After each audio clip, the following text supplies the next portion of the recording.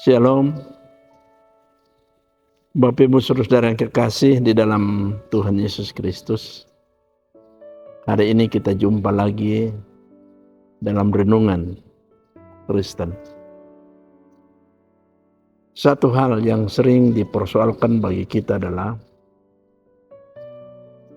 bagaimana sesungguhnya iman itu kita hidupi. Seringkali kita melihat ada orang yang begitu rajin beribadah, berdoa, melayani. Tapi seringkali pula orang lalu meragukan keimanan yang dipunyainya. Kita menganggap bahwa tingkat hidup keimanannya masih belum sebagaimana yang diinginkan dan lain sebagainya. Artinya bahwa kita bicara soal proses tahapan dari pertumbuhan keimanan seseorang.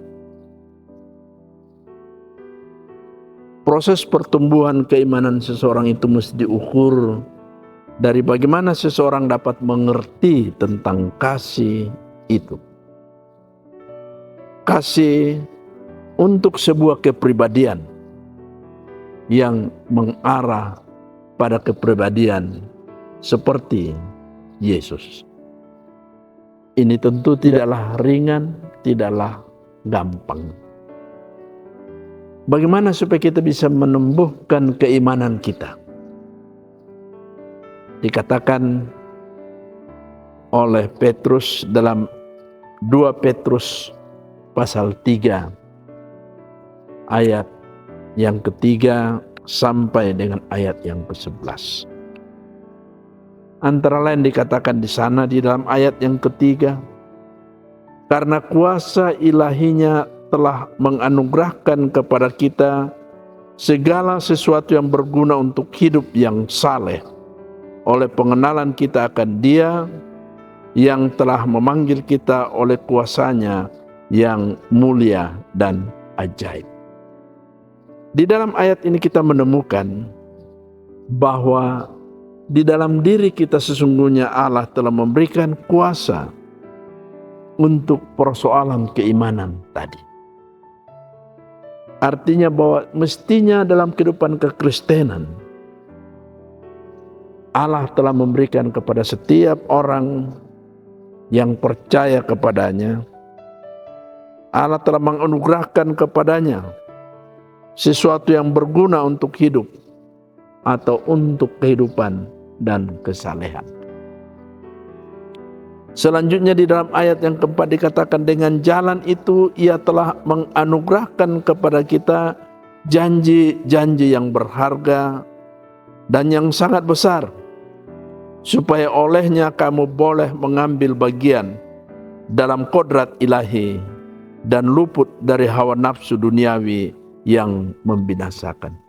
2 catatan paling tidak bisa kita dapatkan dari sana adalah bahwa oleh kasih Tuhan itu kita diberikan kemampuan untuk menerima janji-janji Tuhan.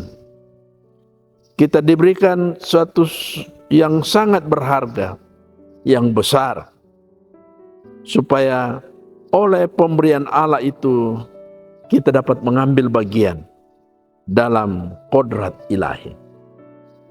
Dan karena itu persoalan keimanan adalah persoalan keilahian yang tentu saja membutuhkan proses dan cara Tuhan untuk membentuk setiap orang dalam keimanannya. Di dalam ayat yang kelima dikatakan justru karena itu kamu harus dengan sungguh-sungguh berusaha untuk menambahkan kepada imanmu kebijakan dan kepada kebijakan pengetahuan dan kepada pengetahuan penguasaan diri dan seterusnya, sebagaimana diamanatkan dan dituliskan di dalam ayat yang kelima, 6, 7. Nah, saudara-saudara yang kekasih dalam Tuhan Yesus Kristus, artinya bahwa kalau kita bicara soal keimanan kita, Kalau kita bicara tentang proses tahapan-tahapan pertumbuhan, maka yang pertama harus kita pahami adalah kita harus mengerti makna kasih itu. Kemudian di dalam kasih itu kemudian kita lalu menambahkan kepada iman kita itu apa yang dikatakan oleh Petrus tadi, kebajikan. Dan di dalam kebajikan itu kita menambahkan pengetahuan. Dan kepada pengetahuan kita menambahkan penguasaan diri. Dan kepada penguasaan diri ketekunan. Dan kepada ketekunan kesalehan. Dan kepada kesalehan kasih akan saudara-saudara. Dan kepada kasih akan saudara-saudara, kasih akan semua orang. Ini bagian dari apa yang kita katakan proses tahapan pertumbuhan keimanan kita. Diawali dan diakhiri dengan kasih dan kerinduan untuk mengerti dan mewujudkan kasih itu seperti Kristus mewujudkannya. Dan apa yang digariskan di dalam ayat yang kelima, 6 dan 7 adalah bagian yang patut kita renungkan bersama dalam perjalanan keimanan kita. Saya pikir sederhana dan tidak perlu ditafsir terlalu banyak. Sebab jelas di sana seperti dikatakan, justru karena itu kamu harus dengan sungguh-sungguh berusaha untuk menambahkan kepada imanmu. Jadi kalau kita sudah percaya, maka kita perlu menambahkan kebijakan. Ada kebijak. Setiap orang yang bertumbuh dalam imannya juga bertumbuh dalam kebijakannya. Iman tanpa kebijakan tentu menjadi sesuatu yang bermasalah.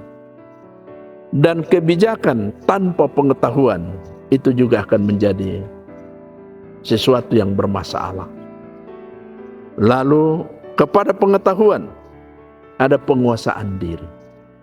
Sebab kalau misalnya kita tidak menguasai diri kita, maka pengetahuan dapat menjadi petaka bagi diri kita. Nah, persekutuan yang terkasih di dalam Tuhan Yesus Kristus, dengan demikian persoalan pertumbuhan keimanan adalah sesuatu yang tidak instan. Butuh melatih diri, butuh penyerahan diri, butuh ketenangan, dan butuh mewujudkan segala hal yang kita imani itu dalam kehidupan kasih dengan saudara-saudara. Selamat menjalani pertumbuhan iman saudara-saudara dari waktu ke waktu. Tuhan memberkati kita. Amin. Mari kita berdoa. Bapa di sorga, terima kasih. Kami berupaya untuk mengerti dan memahami tentang iman yang kami miliki. Lalu kami mengerti dan memahami bahwa ternyata tidak cukup untuk berkata bahwa kami beriman dan percaya kepadamu. Tetapi kami harus mengalami tahapan pertumbuhan iman itu. Sehingga kami dapat bertumbuh, mengerti dan memahami apa itu kasih. Lalu dari pengertian itu kami bisa mengerti bagaimana sesungguhnya kepribadian kami agar dapat berwujud dalam kepribadian Yesus Tuhan kami. Tolong kami Tuhan. Di dalam nama Yesus kami berdoa. Amin. Demikian renungan harian kita hari ini. Sebagian kecil dari proses perjalanan beriman kita. Amin.